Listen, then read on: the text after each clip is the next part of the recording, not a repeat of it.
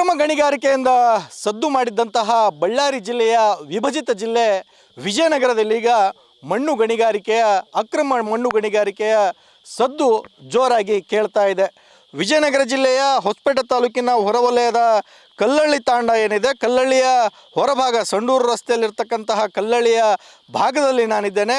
ಆ ಪ್ರದೇಶದಿಂದನೇ ರಿಪಬ್ಲಿಕ್ ಕನ್ನಡ ಒಂದು ಗ್ರೌಂಡ್ ರಿಪೋರ್ಟನ್ನು ಮಾಡ್ತಾ ಇರ್ತಕ್ಕಂಥದ್ದು ಗಮನಿಸ್ಬೋದು.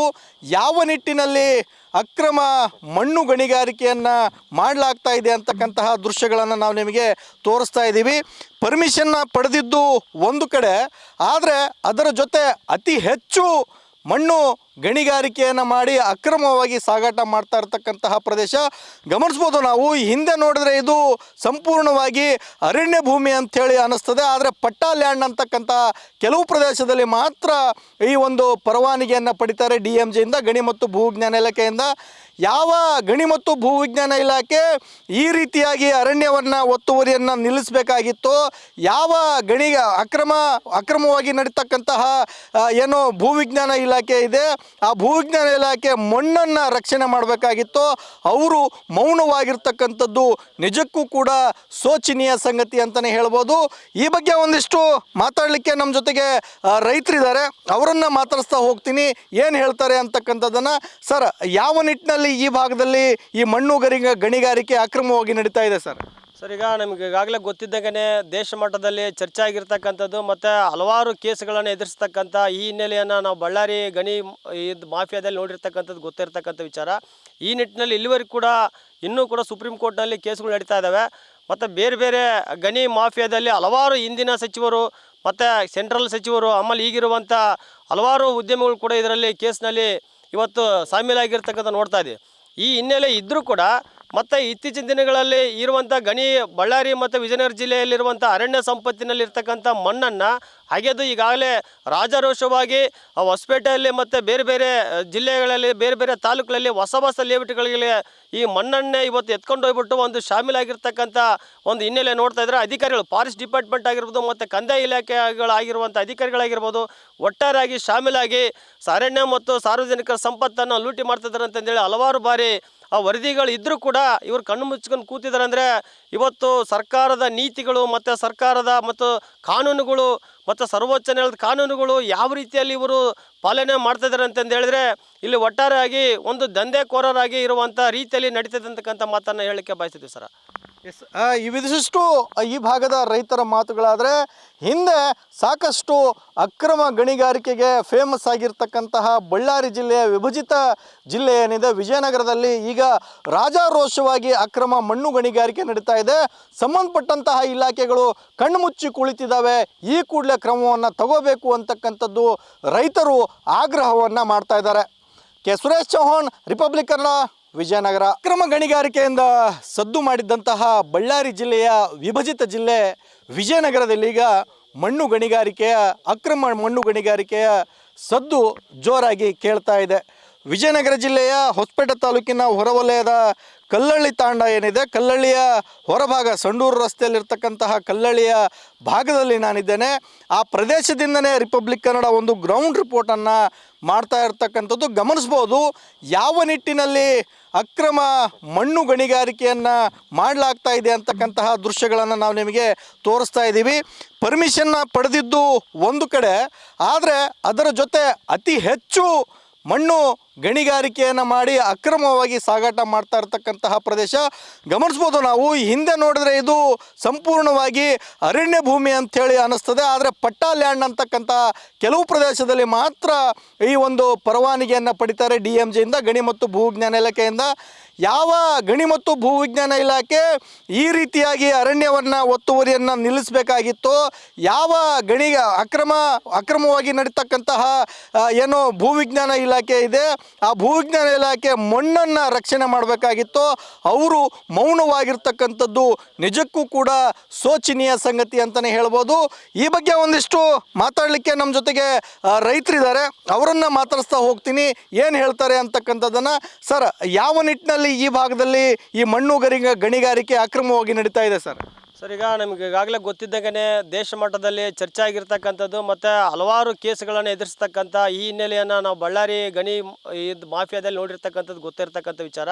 ಈ ನಿಟ್ಟಿನಲ್ಲಿ ಇಲ್ಲಿವರೆಗೂ ಕೂಡ ಇನ್ನೂ ಕೂಡ ಸುಪ್ರೀಂ ಕೋರ್ಟ್ನಲ್ಲಿ ಕೇಸ್ಗಳು ನಡೀತಾ ಇದ್ದಾವೆ. ಮತ್ತು ಬೇರೆ ಬೇರೆ ಗಣಿ ಮಾಫಿಯಾದಲ್ಲಿ ಹಲವಾರು ಹಿಂದಿನ ಸಚಿವರು ಮತ್ತು ಸೆಂಟ್ರಲ್ ಸಚಿವರು ಆಮೇಲೆ ಈಗಿರುವಂಥ ಹಲವಾರು ಉದ್ಯಮಿಗಳು ಕೂಡ ಇದರಲ್ಲಿ ಕೇಸ್ನಲ್ಲಿ ಇವತ್ತು ಶಾಮೀಲಾಗಿರ್ತಕ್ಕಂಥ ನೋಡ್ತಾ ಇದ್ದೀವಿ. ಈ ಹಿನ್ನೆಲೆ ಇದ್ದರೂ ಕೂಡ ಮತ್ತು ಇತ್ತೀಚಿನ ದಿನಗಳಲ್ಲಿ ಇರುವಂಥ ಗಣಿ ಬಳ್ಳಾರಿ ಮತ್ತು ವಿಜಯನಗರ ಜಿಲ್ಲೆಯಲ್ಲಿರುವಂಥ ಅರಣ್ಯ ಸಂಪತ್ತಿನಲ್ಲಿರ್ತಕ್ಕಂಥ ಮಣ್ಣನ್ನು ಅಗೆದು ಈಗಾಗಲೇ ರಾಜಾರೋಷವಾಗಿ ಹೊಸಪೇಟೆಯಲ್ಲಿ ಮತ್ತು ಬೇರೆ ಬೇರೆ ಜಿಲ್ಲೆಗಳಲ್ಲಿ ಬೇರೆ ಬೇರೆ ತಾಲೂಕುಗಳಲ್ಲಿ ಹೊಸ ಲೇಔಟ್ಗಳಿಗೆ ಈ ಮಣ್ಣನ್ನೇ ಇವತ್ತು ಎತ್ಕೊಂಡು ಹೋಗ್ಬಿಟ್ಟು ಒಂದು ಶಾಮೀಲಾಗಿರ್ತಕ್ಕಂಥ ಒಂದು ಹಿನ್ನೆಲೆ ನೋಡ್ತಾ ಇದ್ದಾರೆ. ಅಧಿಕಾರಿಗಳು ಫಾರೆಸ್ಟ್ ಡಿಪಾರ್ಟ್ಮೆಂಟ್ ಆಗಿರ್ಬೋದು ಮತ್ತು ಕಂದಾಯ ಇಲಾಖೆಗಳಾಗಿರುವಂಥ ಅಧಿಕಾರಿಗಳಾಗಿರ್ಬೋದು ಒಟ್ಟಾರೆಯಾಗಿ ಶಾಮೀಲಾಗಿ ಅರಣ್ಯ ಮತ್ತು ಸಾರ್ವಜನಿಕರ ಸಂಪತ್ತನ್ನು ಲೂಟಿ ಮಾಡ್ತಿದ್ದಾರೆ ಅಂತಂದೇಳಿ ಹಲವಾರು ಬಾರಿ ಆ ವರದಿಗಳು ಇದ್ದರೂ ಕೂಡ ಇವರು ಕಣ್ಣು ಮುಚ್ಕೊಂಡು ಕೂತಿದ್ದಾರೆ. ಅಂದರೆ ಇವತ್ತು ಸರ್ಕಾರದ ನೀತಿಗಳು ಮತ್ತು ಸರ್ಕಾರದ ಮತ್ತು ಕಾನೂನುಗಳು ಮತ್ತು ಸರ್ವೋಚ್ಚ ನ್ಯಾಯಾಲಯದ ಕಾನೂನುಗಳು ಯಾವ ರೀತಿಯಲ್ಲಿ ಇವರು ಪಾಲನೆ ಮಾಡ್ತಿದ್ದಾರೆ ಅಂತಂದು ಹೇಳಿದ್ರೆ ಇಲ್ಲಿ ಒಟ್ಟಾರೆಯಾಗಿ ಒಂದು ದಂಧೆಕೋರರಾಗಿ ಇರುವಂಥ ರೀತಿಯಲ್ಲಿ ನಡೀತದೆ ಅಂತಕ್ಕಂಥ ಮಾತನ್ನು ಹೇಳಲಿಕ್ಕೆ ಬಯಸ್ತಿದ್ದೀವಿ ಸರ್. ಎಸ್, ಇವಿದಿಷ್ಟು ಈ ಭಾಗದ ರೈತರ ಮಾತುಗಳಾದರೆ ಹಿಂದೆ ಸಾಕಷ್ಟು ಅಕ್ರಮ ಗಣಿಗಾರಿಕೆಗೆ ಫೇಮಸ್ ಆಗಿರ್ತಕ್ಕಂತಹ ಬಳ್ಳಾರಿ ಜಿಲ್ಲೆಯ ವಿಭಜಿತ ಜಿಲ್ಲೆ ಏನಿದೆ ವಿಜಯನಗರದಲ್ಲಿ ಈಗ ರಾಜಾರೋಷವಾಗಿ ಅಕ್ರಮ ಮಣ್ಣು ಗಣಿಗಾರಿಕೆ ನಡೀತಾ ಇದೆ. ಸಂಬಂಧಪಟ್ಟಂತಹ ಇಲಾಖೆಗಳು ಕಣ್ಣು ಮುಚ್ಚಿ ಕುಳಿತಿದ್ದಾವೆ. ಈ ಕೂಡಲೇ ಕ್ರಮವನ್ನು ತಗೋಬೇಕು ಅಂತಕ್ಕಂಥದ್ದು ರೈತರು ಆಗ್ರಹವನ್ನು ಮಾಡ್ತಾ ಇದ್ದಾರೆ. K Suresh Chauhan, Republic Kannada, Vijayanagara. ಅಕ್ರಮ ಗಣಿಗಾರಿಕೆಯಿಂದ ಸದ್ದು ಮಾಡಿದ್ದಂತಹ ಬಳ್ಳಾರಿ ಜಿಲ್ಲೆಯ ವಿಭಜಿತ ಜಿಲ್ಲೆ ವಿಜಯನಗರದಲ್ಲಿ ಈಗ ಅಕ್ರಮ ಮಣ್ಣು ಗಣಿಗಾರಿಕೆಯ ಸದ್ದು ಜೋರಾಗಿ ಕೇಳ್ತಾ ಇದೆ. ವಿಜಯನಗರ ಜಿಲ್ಲೆಯ ಹೊಸಪೇಟೆ ತಾಲೂಕಿನ ಹೊರವಲಯದ ಕಲ್ಲಳ್ಳಿ ತಾಂಡ ಏನಿದೆ, ಕಲ್ಲಳ್ಳಿಯ ಹೊರಭಾಗ ಸಂಡೂರು ರಸ್ತೆಯಲ್ಲಿರ್ತಕ್ಕಂತಹ ಕಲ್ಲಳ್ಳಿಯ ಭಾಗದಲ್ಲಿ ನಾನಿದ್ದೇನೆ. ಆ ಪ್ರದೇಶದಿಂದನೇ ರಿಪಬ್ಲಿಕ್ ಕನ್ನಡ ಒಂದು ಗ್ರೌಂಡ್ ರಿಪೋರ್ಟನ್ನು ಮಾಡ್ತಾ ಇರ್ತಕ್ಕಂಥದ್ದು ಗಮನಿಸ್ಬೋದು. ಯಾವ ನಿಟ್ಟಿನಲ್ಲಿ ಅಕ್ರಮ ಮಣ್ಣು ಗಣಿಗಾರಿಕೆಯನ್ನು ಮಾಡಲಾಗ್ತಾ ಇದೆ ಅಂತಕ್ಕಂತಹ ದೃಶ್ಯಗಳನ್ನು ನಾವು ನಿಮಗೆ ತೋರಿಸ್ತಾ ಇದ್ದೀವಿ. ಪರ್ಮಿಷನ್ನ ಪಡೆದಿದ್ದು ಒಂದು ಕಡೆ, ಆದರೆ ಅದರ ಜೊತೆ ಅತಿ ಹೆಚ್ಚು ಮಣ್ಣು ಗಣಿಗಾರಿಕೆಯನ್ನು ಮಾಡಿ ಅಕ್ರಮವಾಗಿ ಸಾಗಾಟ ಮಾಡ್ತಾ ಇರ್ತಕ್ಕಂತಹ ಪ್ರದೇಶ ಗಮನಿಸ್ಬೋದು. ನಾವು ಹಿಂದೆ ನೋಡಿದ್ರೆ ಇದು ಸಂಪೂರ್ಣವಾಗಿ ಅರಣ್ಯ ಭೂಮಿ ಅಂಥೇಳಿ ಅನ್ನಿಸ್ತದೆ. ಆದರೆ ಪಟ್ಟಾ ಲ್ಯಾಂಡ್ ಅಂತಕ್ಕಂಥ ಕೆಲವು ಪ್ರದೇಶದಲ್ಲಿ ಮಾತ್ರ ಈ ಒಂದು ಪರವಾನಗಿಯನ್ನು ಪಡಿತಾರೆ DMJಯಿಂದ, ಗಣಿ ಮತ್ತು ಭೂವಿಜ್ಞಾನ ಇಲಾಖೆಯಿಂದ.